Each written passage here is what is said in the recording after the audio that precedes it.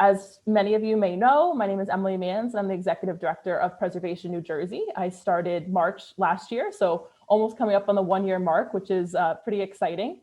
We've been doing a lot of virtual programming this year, particularly educational programming, and this is kind of our first policy briefing, which is really exciting in this past year.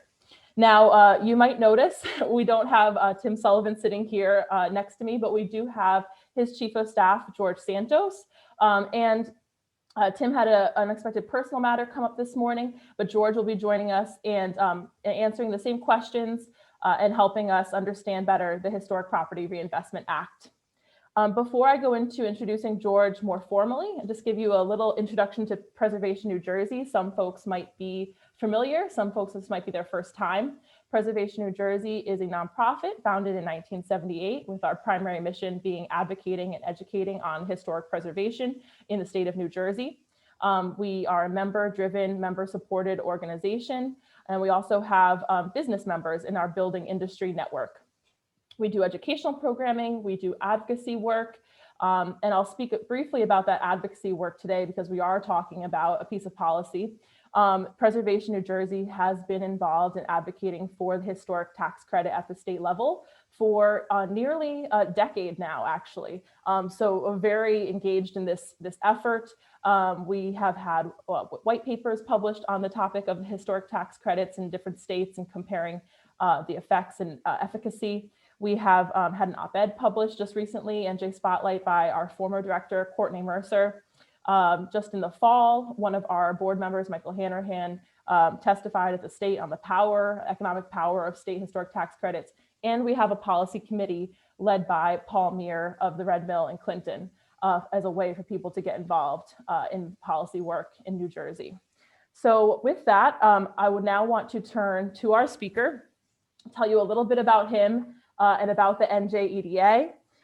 So George joined the New Jersey Economic Development Authority in December 2019 as Chief of Staff to CEO Tim Sullivan.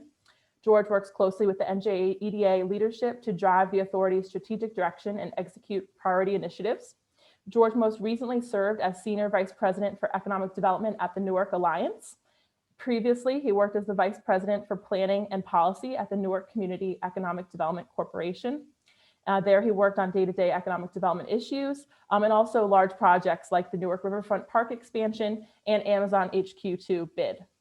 Prior to his work in economic development, George worked in politics and New Jersey government. George holds a BA from Rutgers and as well as a Master of City and Regional Planning and Master of Public Policy at Rutgers. And he is also a graduate fellow at the Eagleton Institute of Politics. So thank you again, George, for joining us this morning. Quickly, I'm just going to run over what the NJEDA is, and then we'll launch right into our questions. So again, the New Jersey Economic Development Authority, which is the topic that we'll be talking about today, serves as the state's principal agency for driving economic growth. The NJEDA is committed to making New Jersey a national model for inclusive and sustainable economic development by focusing on key strategies to help build strong and dynamic communities, create new jobs, good jobs for New Jersey residents, and provide pathways to a stronger and fairer economy. Through partnerships with a diverse range of stakeholders, the NJEDA creates and implements initiatives to enhance the economic vitality and quality of life in the state of New Jersey and strengthen New Jersey's long-term economic competitiveness. So with that, we'll start our questions on the Historic Property Reinvestment Act. And thank you again, George, for joining us. Thank you for having me, Emily. All right. So let's get started. First of all, can you give our members and the wider preservation community that's here on the call today just a brief overview of what's in the wider New Jersey Economic Recovery Act of 2020? Sure. So the New Jersey Economic Recovery Act was signed into law by Governor Murphy January 7th, I want to say, first week of January.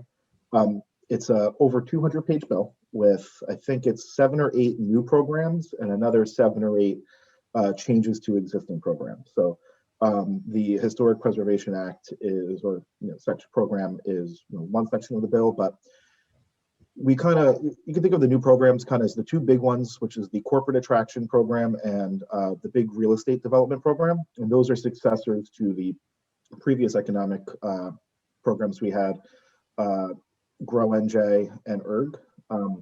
So the new ones are called Emerge and Aspire. And we have a really interesting program, a community anchored development program in there, and that will allow the EDA to partner with community anchor institutions. So think universities, think performing arts centers, hospitals, community colleges, and help them to expand or establish new programs in some distressed communities. That's another really interesting program. And then we have what we kind of consider the more like almost a smaller community-based, really kind of have a direct, really local impact. So the historic preservation program is one of those. The brownfield remediation program. There are some brownfield dollars in the state through DEP, but this will allow a tax credit program to help clean up some sites. A food desert relief program, which is really interesting and innovative for the state, will help the creation of grocery stores, but also help subsidize operations and delivery of food to communities that experience food scarcity. There will be a Main Street program in the bill. That's a $50 million direct appropriation. We're still working out how to shape that and what we think will be the most impactful. But think loans, grants, loan guarantees to help fill some vacant storefronts or to help businesses kind of stabilize and take it to the next level. Not direct COVID relief, but we imagine a lot of COVID impacted small businesses would be seeking assistance through that program. Let's see, I wonder if I missed any. There are actually several programs and there's a lot. Those are the big ones. And then obviously the Historic Preservation Act that we're here to talk about. Awesome, thank you. Yeah, I think it's nice to understand kind of that this is a part of a wider package of programs that were passed and that you're developing the rules and regulations on all of them right now. Now, as I mentioned, Preservation New Jersey has been involved in advocating for the state historic tax credit. We've looked to other states and their programs, had conversations for many years, and other people around the state have been advocating for this as well. Why do you think that it came together now here in 2020, at the end of 2020? So Governor Murphy has been proposing reforms and to the previous economic tax incentive regime, the Economic Opportunity Act, and the Historic Property Reinvestment Program has always been part of that package. And it's a big package, a big complicated package of bills, trying to get through with the legislature and kind of getting everyone to agree on as much as we can. This takes a little bit of time, but I think with the pandemic and seeing kind of the economic need out there, everyone's really able to come together and kind of get a lot of those nitty-gritty details behind us. Caps was a big issue for a while, a big issue of discussion. The program has caps, program caps, so we know each year kind of what the maximum amount that we can award is, and that's kind of important from a budgetary perspective. That wasn't the case with the previous incentive regime, so like literally was kind of unlimited. So it's just kind of a credit to the governor and the legislature finally being able to come together and pass this whole package of bills, of which the Historic Property Reinvestment Act has always been a high priority for everyone involved, and actually didn't change so much in the last bit of negotiations over the bill. I think the final version is very similar to what the governor initially proposed in 2018. Mm-hmm. Okay, great. So, and I just want to tell everyone who may have joined a little bit later. So we are interviewing Jorge Santos right now, who is the Chief of Staff of the NJEDA. And I'll be asking a couple questions, but please, keep your questions in mind. We will be having a participant Q&A session afterwards. And I don't know if I mentioned that. So I wanted to make sure you know that you'll also have the opportunity to ask questions. We wanted to create this event so that you have that opportunity. All right, so moving on to the rules and regs. So from what I understand and what we've heard, the rules and regulations are still forthcoming for each of the specific programs outlined in the New Jersey Economic Recovery Act, including the section that we're here to learn about today, the Historic Property Reinvestment Act. What can you share at this point about how the state's first historic tax credit program will work? Yeah, so first, I think it's important to understand generally how the state establishes tax incentive programs and how the EDA operates them. So the first thing is an entity applying for a tax credit needs to be in good standing with the state. So We do our sister agency checks with the Department of Labor, with Department of Treasury, with DEP, I guess to make sure there aren't any outstanding issues, right? You need to be a kind of a good actor in the state, that's number one. Number two, for real estate developments, the developer would need to provide a 20% equity stake, just to make sure that developer has a little bit of skin in the game and that projects aren't, completely subsidized. Backing up from there, I think it's important to note, right, that we're talking about projects that are, quote unquote, income producing. So think commercial projects, think multifamily projects. This isn't really for single family homes, which I know some states do. This tax credit was really designed to kind of sit on top of a federal historic tax credit. So we want to make this kind of as simple as possible for people seeking the federal credit to also get a kind of an additional boost from the state. Let's see, you need to demonstrate you have a financing gap, right? We're not just giving out money to people who don't need it. You kind of have to come to us, show us you have a historic building, you want to develop it to, a productive use, whatever that is. You want to keep the historic character of the building, but, you're short, $1, $2, $3 million, whatever percentage of the project cost that is. So you demonstrate to that and that to us and our underwriters to look over. And obviously it needs to be on the historic register, the federal or state. And that's pretty much it for now. And, as we mentioned, we're still looking over the rules and regs, and staff is kind of pouring through the statute and seeing if there are any fuzzy definitions that need clarifying.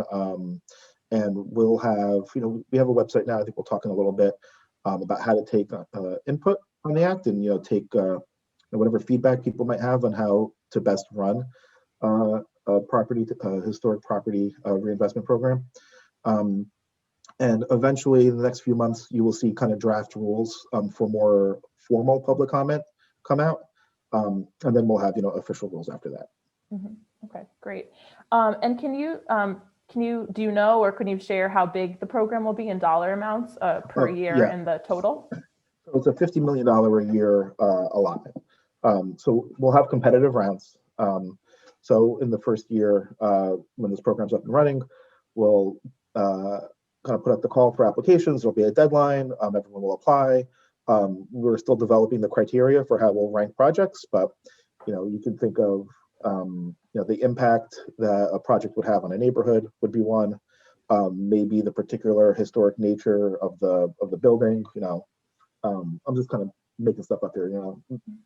How critical is it the project maybe receive funding now? If it's maybe in any kind of like structural damage, it's just, again, I don't want to say for sure any of these things are going to be in the criteria, but these are just kinds of things you can imagine might be in there.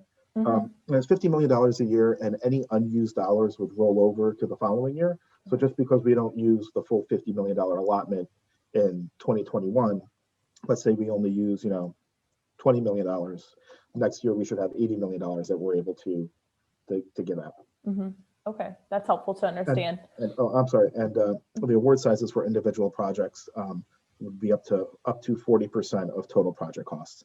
And again, this award can also be stacked on top of the other awards.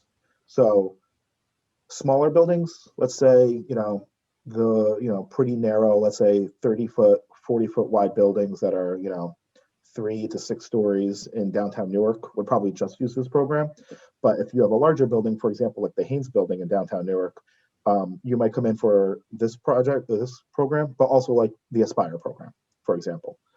So all of our programs are kind of designed to like stack on, they're not designed yet. We are designing them to hopefully stack on top of each other. Mm-hmm. And so the more complicated projects can take advantage of a variety of programs.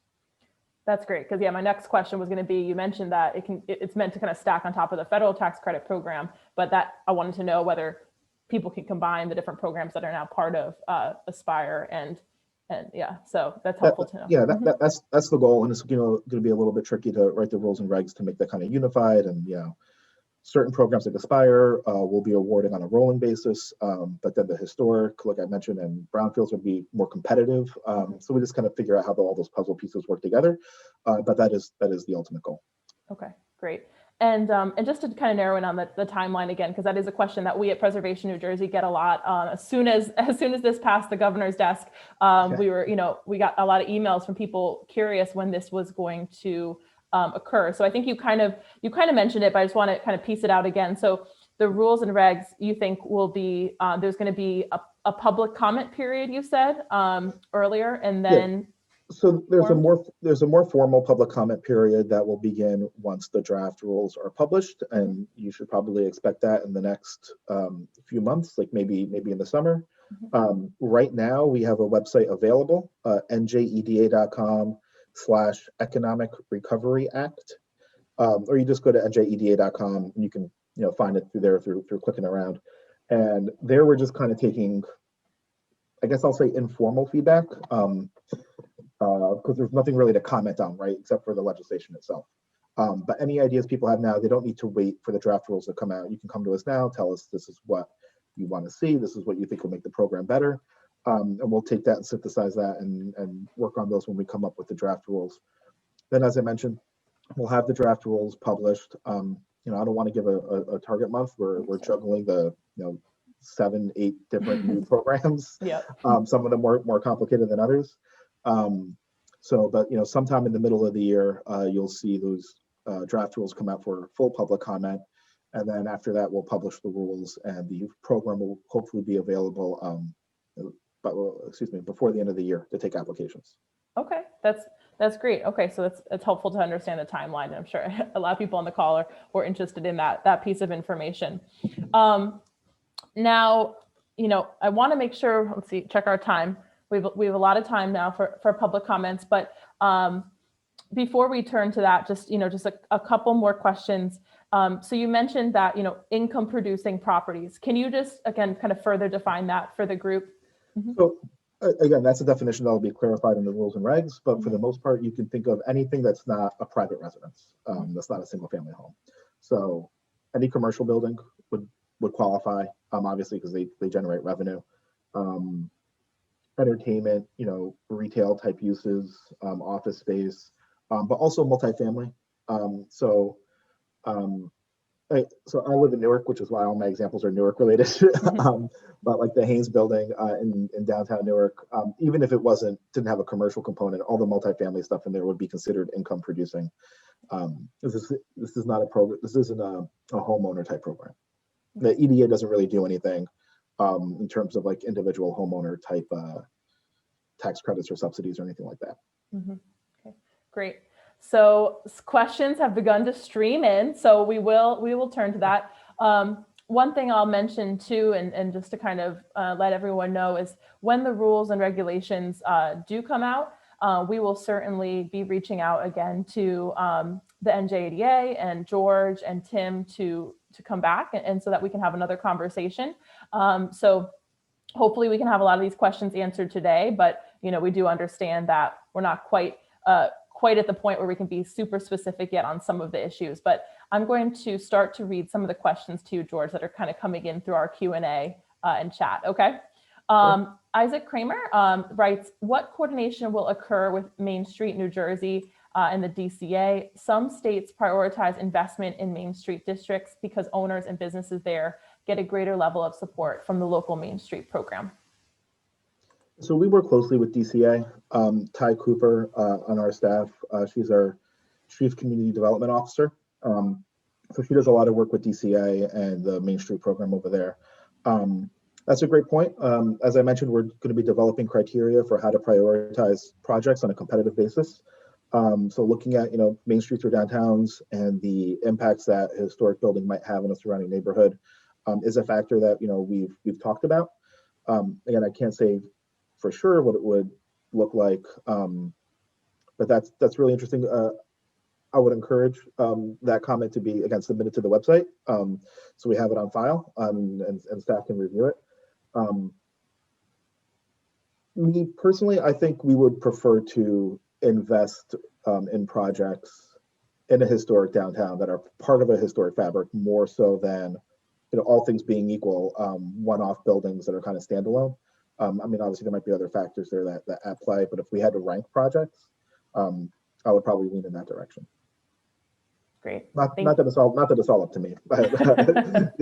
Right. No, but that's a great question, and I know that the Main Street program kind of just recently kind of began its grant making again and starting to kind of reactivate. So it might be a good opportunity. And that Main Streets work closely with historic preservation across the country. So thanks, Isaac, for bringing up that question. We have a question from Robert Powers. Will there be a cap on the credit per project? I think currently there is no cap in the legislation. That's been kind of bouncing around a little bit. So we're kind of figuring out how to address that. Does that mean we need to take all eligible projects and kind of reduce, like assuming we get more requests than there is an allotment for a given year? Would we lower the request for each project by a prorated amount? Maybe. Would we make sure to fully fund certain projects and ask other projects to come back the following round? Again, it's hard to say. As of right now, the project cap is 40% of project costs, which obviously can be quite high. But depending on the type of projects we get, we might steer them more towards the Aspire program, for example, which has different caps and is much higher overall. So we always work with the applicants to make sure they apply for the right program and kind of get the most appropriate program and the best dollars to make a project happen. That's one of the things we're still going over. Great, thank you, and thanks for that question. Janet Sheridan, and this is something that I was just expressing to George before the call, feels that it's disappointing that homeowners were left out of this tax credit. Why was that left out when it was part of past proposals? Aren't most historic buildings in need of help, mostly non-income producing homes? Think of all the vacant houses this could put back on the tax rolls. So we're going to answer that live, Janet. Yeah.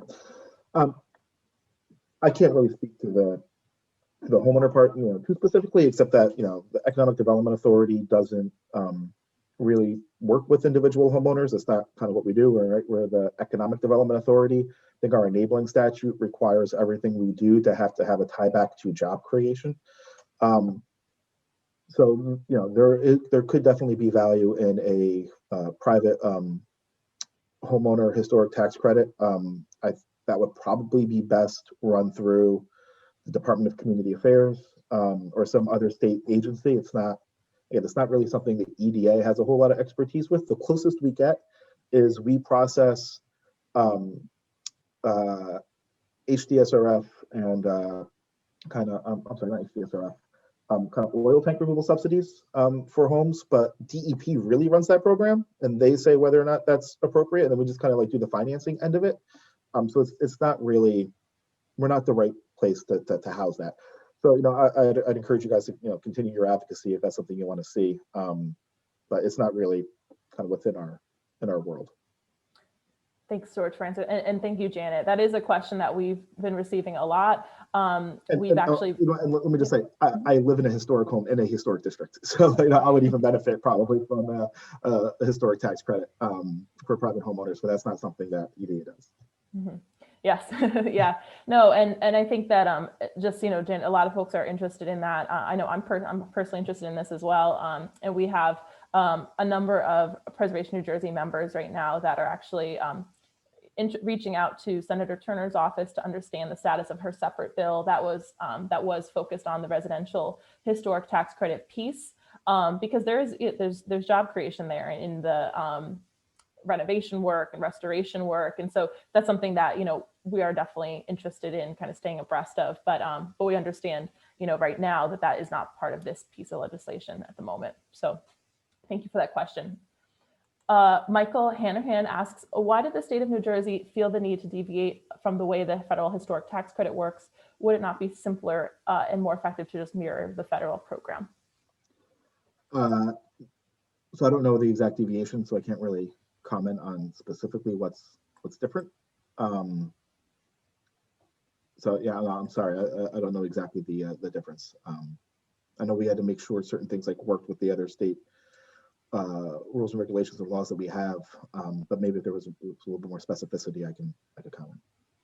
Yep. So yeah, maybe if you want to add more specificity in the question box or in the chat box, we'll keep that question open for now, and we'll work to answer it in a moment. We have some information from Frank on another event. Okay, so everyone can see that. That's good.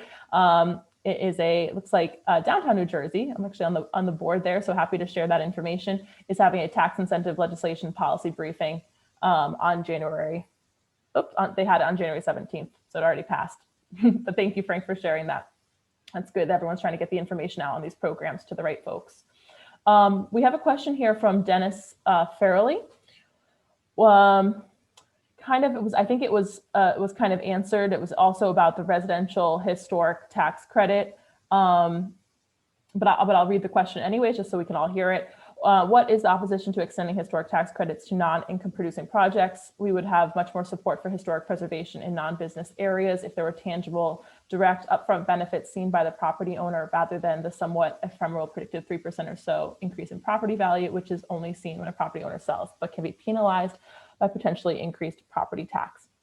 So yeah, I would just say that I don't know that there is opposition statewide to having a homeowner-based tax credit. It just wouldn't have been appropriate in this bill package for the EDA to run. That's all. Got it. We have a good question from Dave Robinson. Are design professionals with expertise in historic preservation required as part of an application, or can the owner apply directly? That's a good question. I don't know that we've decided that yet. We don't usually make those kinds of requirements, I don't think, for applicants. So I don't think we would need someone specific. We are going to work with the State Historic Preservation Office in coming up with some of our program rules for this. So that's probably a question we would bring to them if they thought that was appropriate, if they thought that was necessary. But that's not something that's been decided yet. Again, NJEDA.com/Economic Recovery Act. If you have an opinion one way or another on that, it's important to get your comment in now while we're coming up with the regulations. Yeah, and that's a great question, Dave, because I think it's really relevant for probably there's a lot of consultants on the call and design professionals and restoration professionals that want to know, will this help a project be competitive if you're part of that package? So George kind of just touched on this, so it's a good time to ask from Maggie O'Neill, what will SHIPPO's, the State Historic Preservation Office's involvement be? Will the EDA be reviewing the applications for these tax credits, or will they be seeking a recommendation from SHIPPO and or local commissions? It'll be both with SHIPPO and EDA. So we generally do the financing side. Obviously, we have a whole team of underwriters that looks to make sure projects are financially viable. You don't want to tie up an approval and an allocation of tax credits for projects that aren't likely to be completed. Just have them, kind of fizzle out. But we are not the historic preservation experts in the state, obviously. So we'll be working very closely with SHIPPO to come up with initial hurdles and rules and regs for projects that might be available, projects that would be eligible. And then the criterion for, which projects should be prioritized ahead of others. Again, I was just kind of throwing out some ideas before, but I'm not the historic preservation expert. We're going to have to work very closely with SHIPPO in developing those. But again, if you have ideas for which projects should be prioritized, again, I'll direct you to the website.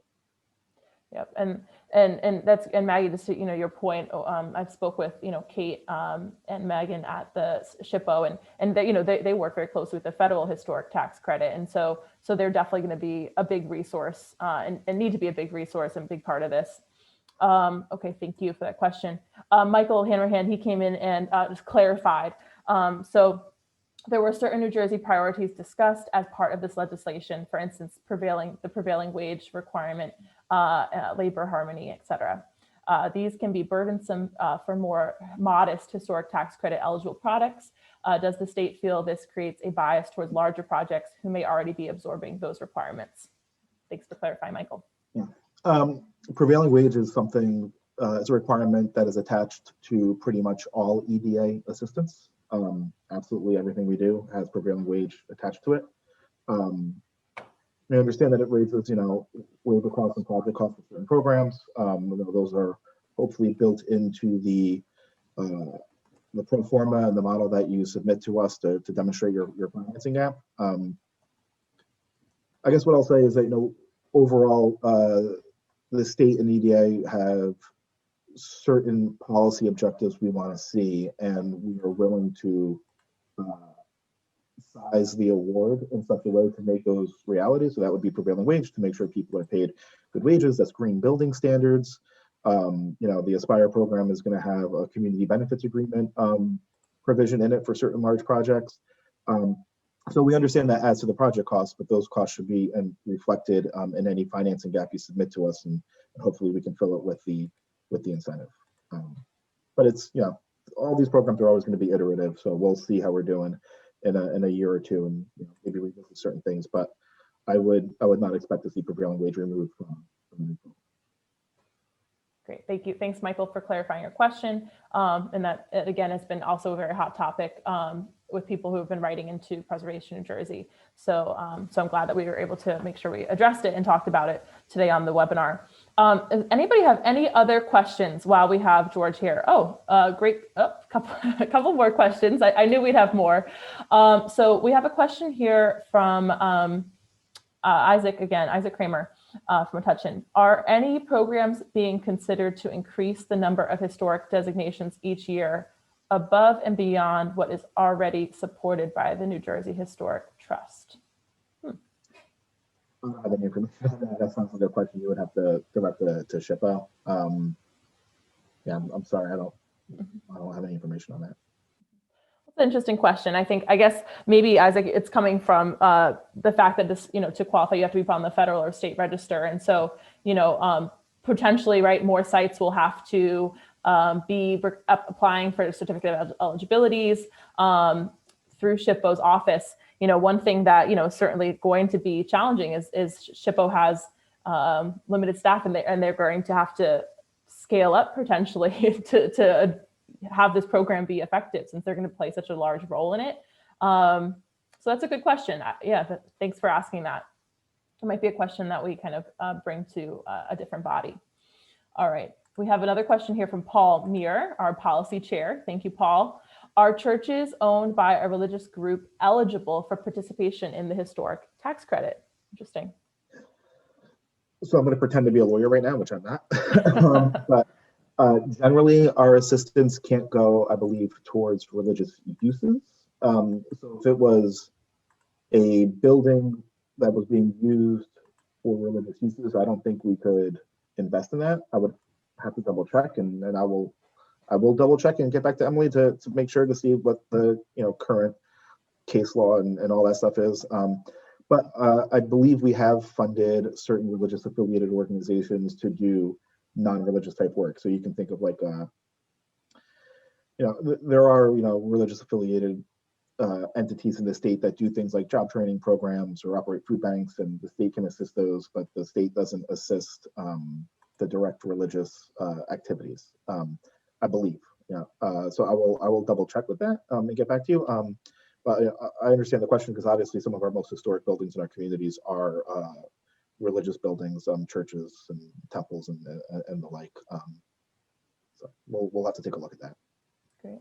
That's a great question, Paul. And again, this is such a good conversation we're having today, because one of the issues that Preservation New Jersey identified on our 10 most list a couple of years ago was that New Jersey Historic Trust funding can no longer go to religious bodies. And so that's left this kind of big dearth of available funding in the community in the state of New Jersey for religious structures, which, as George just said, right, are the oftentimes very historic kind of central points in a community. So it's interesting to be thinking about, is this right? Is there an opportunity here to finding those resources? So thank you for asking that question, Paul, and we'll definitely stay in touch and see if we can get an answer to that and send it out to the group. Do we have any other questions? Any other questions? Let's see. This is great. So, okay, I don't see any more. Oh, one more. So we have time. So this is fine. This is why we had this event. We tried to kind of get in early. We understood that the rules and regs weren't out yet, but we wanted to make sure we start the conversation in our community. So thank you. We have a question from Bergen County History. We at the Bergen County Historical Society received queries from private homeowners of the New Jersey Dutch sandstone homes. The houses were on a thematic nomination to the National Registers. So I think if you're asking if the private homes would qualify, and again, you might have kind of missed the answer to this question, George did communicate that currently private homeowners, unless it's a multifamily, are not able to apply for this program as it stands. Is that right, George? Okay. Yeah, currently we don't issue any tax credits for single family homes or anything like that. Mm-hmm. Great. So thank you. Okay. I might just miss that. All right. So I see no other open questions. With that, I am going to thank you to George for stepping in. He had to kind of step up to the plate at the last minute here, and he did a great job answering our questions, all these kind of questions that we have off the bat. Now, there's going to be other ways for us as a community to stay involved as the EDA comes up with their rules. So I want to make sure I dropped in the chat, and I'll drop it in again. Just want to make sure, George, that I have that right. NJEDA.com/Economic Recovery Act. That's right. So we have a brand new website. Our NJEDA.com has been relaunched as of about a week ago, and the /Economic Recovery Act subpage I think is even just a few days old. So please get on there.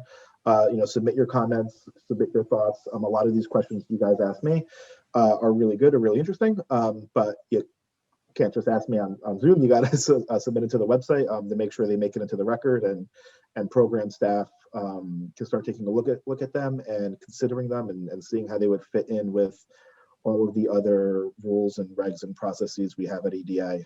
There were some really interesting questions here. We're really excited about this program. We're excited about the whole act. There's a lot of good stuff in the act, and there are like I mentioned, those bigger programs of corporate attraction and the larger residential type programs. But I think what some of us are most excited about are programs like the Historic Property Reinvestment Program, like the Brownfield Remediation Program, these kind of smaller size programs that are going to help these smaller size parcels and buildings in New Jersey's communities that are sometimes kind of left out of the larger state subsidies. So there's a lot of potential here. We're really excited for where these programs are gonna bring these communities. Awesome, thank you. And a couple folks asked, please post the URL. I've been trying to put it in the chat. It says it's going to all panelists and attendees. So I see it. Okay, so I see a couple people asking for it. Please just check the chat box at the bottom. I have placed the link there. And we'll also, try to stay in contact with everyone who's interested and who attended this event on when that the formal public comment session begins as well. So I think there's multiple ways for us to be kind of voicing our opinions, and this was kind of our first chance. But we'll have the website, and we'll also have this public comment period. And I know at Preservation New Jersey, we'll try to stay on top of that with George and with the NJEDA to make sure that we have a successful, efficient program here in New Jersey. We'll keep advocating. So with that, again, thank you so much. This event was recorded, as are all of our educational programs at Preservation New Jersey.